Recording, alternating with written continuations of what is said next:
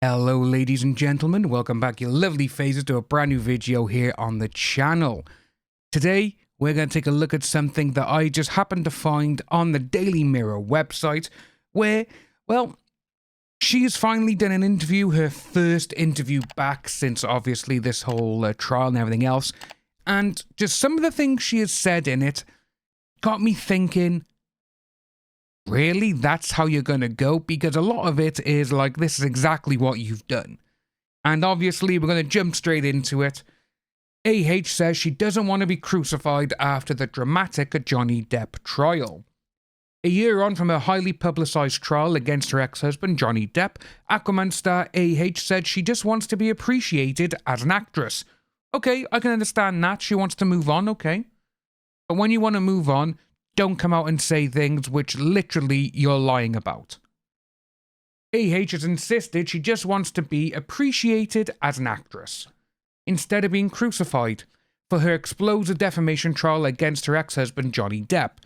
37-year-old Aquaman star was sued last year by 60-year-old Johnny for defamation following a 2018 article she wrote for the Washington Post, which, if you remember as well, guys, she actually did say during it, that's why I wrote it about him.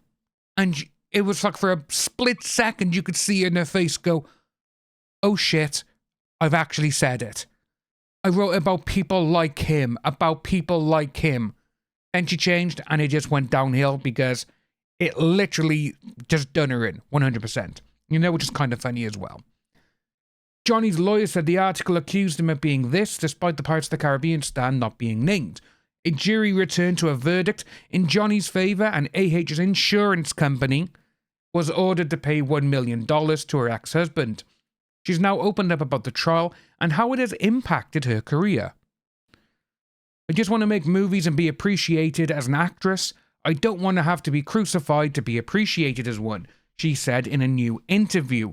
You're not going to be crucified to be appreciated as an actress. People are crucifying you because of what you did. There's a big difference between, right, I want to be an actress. Don't have a go at me because I did this. Sorry, Amber, it doesn't work like that. Not this day and age. Your plan backfired. That's exactly what happened, and you are now, you're reaping the, what you sowed. This is exactly what it is. Karma's a bitch, and it's got you.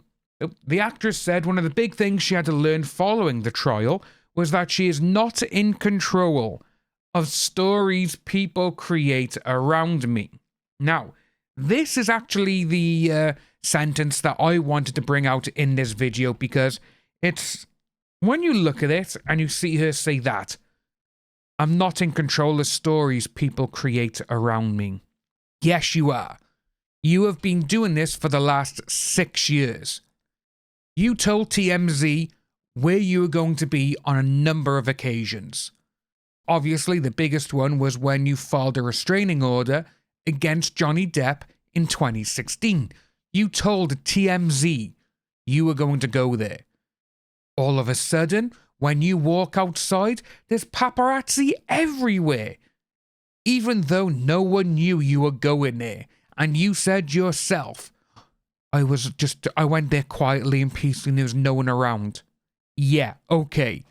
So why was there a swarm of paparazzi? You know? And then there's the photo after, the day after, where you are walking with your friend, Raquel, and it's, nothing on your face. From the day before where you had so many marks from where you said that Johnny threw a phone at you and everything else, and it just went crazy. So you got all of that. You telling them where you were. Then, during your trial, you were like, oh, no one's going to come out and say anything. You had the ex-editor of TMZ himself actually saying, yeah, she used to ring us up and tell us where she was. She used to sell photos of herself to us. And you're still doing it. We have heard from other companies that literally you hire them, they take photos of you, and then you sell it to gossip magazines because you want to be the cover. You want to be inside it. You just have to be in the news all the time. Hell, you even got Katie, your old assistant, to go out and buy every single magazine that you were in. And you had to buy multiples of them. You know, it's absolutely just ridiculous, but that's what you wanted to do. Speaking of the deadline about her new film In the Fire, she added, I'm not telling you I have this amazing film career, but what I have is something that I've made myself. Were you the one who got Aquaman? Or was it Johnny Depp at the time? Because at the time when they were casting for Mera, there was a whole host of actresses. You just happened to get the part. Again, Zack Snyder's even said himself, he goes, she wasn't the first choice. Warner Brothers, they came to him and Christopher Nolan, because obviously at the time when they were doing this, in 2014, 2015, Johnny Depp was actually in a working relationship with Warner Brothers. Johnny Depp even said it at the trial himself. How do you think she got that role?